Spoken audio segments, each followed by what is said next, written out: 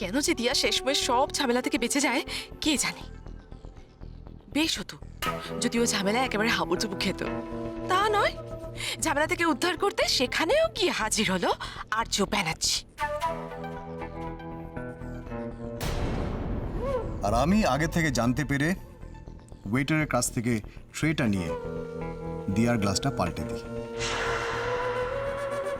আর এই ভিডিওর শেষ অংশটা যেখানে দিয়া সত্যি কথা বলছে সেটা ভিডিও তুলেছি আমি।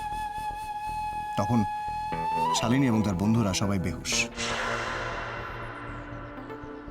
তার মানে কাল যখন দিয়ার সঙ্গে ওইসব ঘটনা ঘটছিল তখন দাদা ভাই ওখানে প্রেজেন্ট ছিল, তাই তো? দাদা ভাই তো উত্তেজনায় মুখ ফসকে অনেক কিছু বলে দিয়েছে। এবার তাহলে খেলাটা জমবে।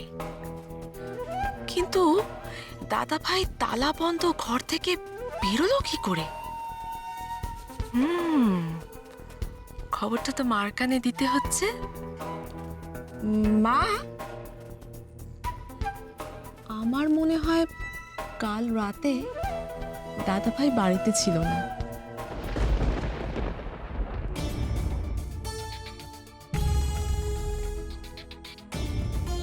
কি বলছো কি তুমি নিহার? রাত্রিরে বাড়ি ছিল না মানে? মানেটা তুমি দাদা ভাইয়ের কাছ থেকে জেনে নাও।